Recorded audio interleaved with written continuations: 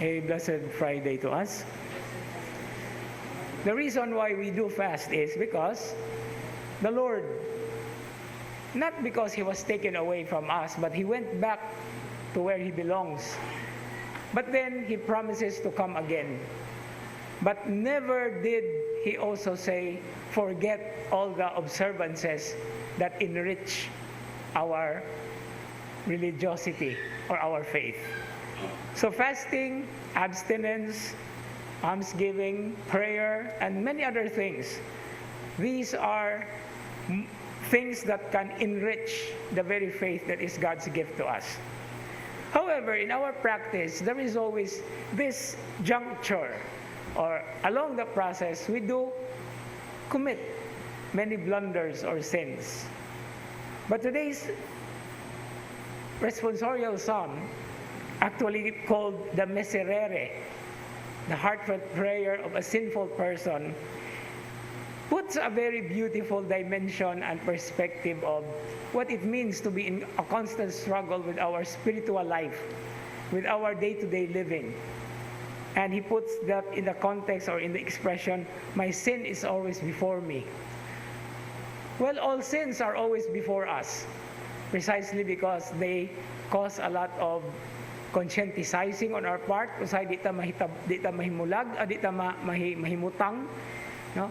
Unsay tawag ana, murag di ta katulog kana bang mag-alindasay sa atong kinabuhi.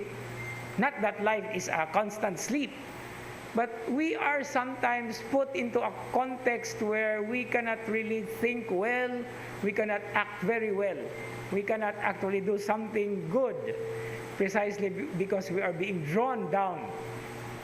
The thing is, it's just a question of actually accepting. No? Bisan gani sa ato ang panahon nga kon kabalo ta nga kitay nagbuhat, mangita gyud tag rason nganong ako tong nabuhat, nganong ato nung nahimo, no? Well, that is always the dynamics of human beings as rational beings. But to be able to acknowledge really from our hearts that we are culpable, no? Nga kita sad-an gyud ta. I think that's where the beautiful experience of grace would come. And that is the reason why every Lenten celebration or every season of Lent, it is a constant practice of owning up, pag-angkon sa mga kasalanan, dili lamang sa mga kasalanan, because sometimes sin is done because we are strong. No, sin is sometimes done because we want to express our power, no, our freedom. But we also have to accept our weakness.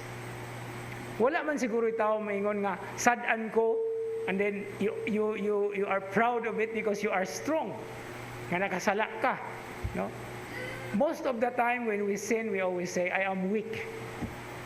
I am constantly fragile. I am a human person. And this is very difficult to do. No? And this is what the challenge of the season of Lent is. Sulod sa 40 ka adlaw, o dili lamang sulod sa 40 ka adlaw, every day of our lives, it's always a constant practice to own up things, to own up sins, to own up many things that we do, that we are responsible. And I would always use this play on words. When we are able to own, it is not something that is going to be done later. If we want to own, it has to be now. Karon jud kanunay. And this has been the constant call of the book of Deuteronomy. If today, no, if now you hear His voice, harden not your hearts. And by not hardening our hearts, the weakness, the experience of weakness is in itself the very expression of owning all the things that make us so weak. Because according to St. Paul, it is only when I am weak that I am strong with God's grace, blessings, and help. Amen.